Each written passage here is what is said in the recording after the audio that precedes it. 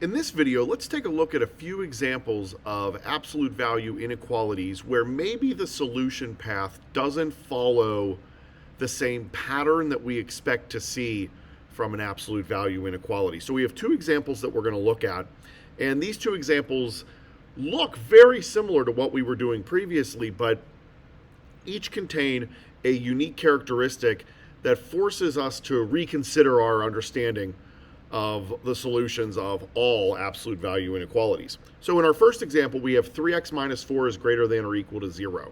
We recognize that this is a greater than absolute value inequality, which means when we split, we should anticipate splitting this into an or compound inequality. So first, we'll have 3x minus 4 greater than or equal to 0. Then we'll say or 3x minus 4 is less than or equal to. Now, normally we would take the opposite of that number that is on the right-hand side of the inequality, but in the case of this example, taking the opposite of 0 just leaves us with 0 again. That's not necessarily the interesting part. So if I try to solve, on the left-hand side, I'll end up with greater than or equal to 4 over 3, and on the right-hand side, I end up with less than or equal to 4 over 3. If I'm envisioning these two inequalities drawn on the same number line, I of course only need to draw 4/3, as that is the only number that is a part of either one of the solutions. I open the circle and then I close the circle because of the equal to. The inequality that's on the left tells me that I'm going to shade in this left direction. The inequality that's on the right, or I'm sorry, that's the left direction, excuse me. Let me take that back from there. The inequality on the left actually is telling me to shade to the right. That's the greater than. My mistake.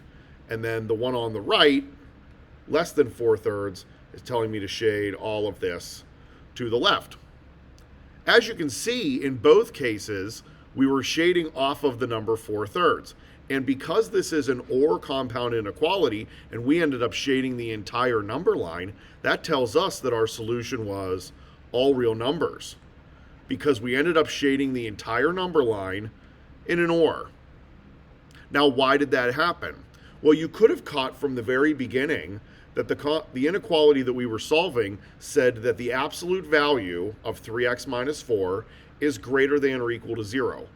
Well, of course it is. It's an absolute value. Of course it's going to end up as greater than or equal to 0. So if you can clock that information from the very beginning, you could have just stopped and said, well, I see that I'm going to have all real numbers because I know that this absolute value is going to end up greater than or equal to 0. In the event that it is less than or equal to 0, then you can make the same argument that it would only happen when it's 0. Maybe you just have one solution. But recognizing how the absolute value inequality is set up from the jump can certainly make it easier towards recognizing some of those non-familiar or a little bit more less popular solution paths. All right, let's take a look at another example. In this one, we're going to say 3 is less than 7x minus 22. Or 3 times 7x minus 22, of course, with the absolute value, is less than negative 15. Let's divide both of those sides by 3 so we can isolate our absolute value. And we're left with 7x minus 22 in absolute value is less than negative 5. Hopefully you see right here that we have an absolute value that is less than a negative number. That is impossible. So we expect there to be no solution to this inequality. But what if you didn't catch that? What if you didn't catch that the absolute value was less than a negative and you just tried to solve it like you normally would? Well, fortunately for us, you'll get no solution at the end, even if you follow all of those things that we've discussed as being important to solving absolute value inequalities. Because it's a less than, I can split this into an and I change the sign of the result on the second inequality along with the direction of the inequality. I solve the left-hand inequality, and I get 17 over 7. I solve the right-hand inequality, and I get 27 over 7. This is, just for the sake of conversation, 2 3/7. This is 3 6/7. So if I'm placing them on the number line, I know that 27 over 7 is to the right and 17 over 7 is to the left. For this first inequality, my shading goes left. For this second inequality, my shading goes right.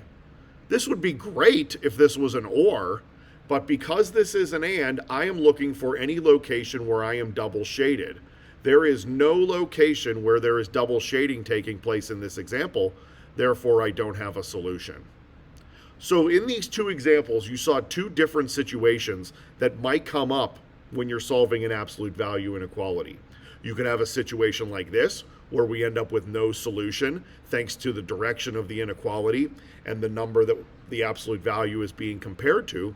Or you could have a situation where every real number is a solution, again thank you to the direction of the inequality and the number that we're being compared to. So it's certainly not out of the realm of possibility that you will have a question designed for you that looks like this, but it's unlikely that you're going to see this in any kind of real world situation. There's better ways to express all real numbers as solutions, and there's better ways to express that something doesn't have a solution than to attempt to write it as an absolute value inequality.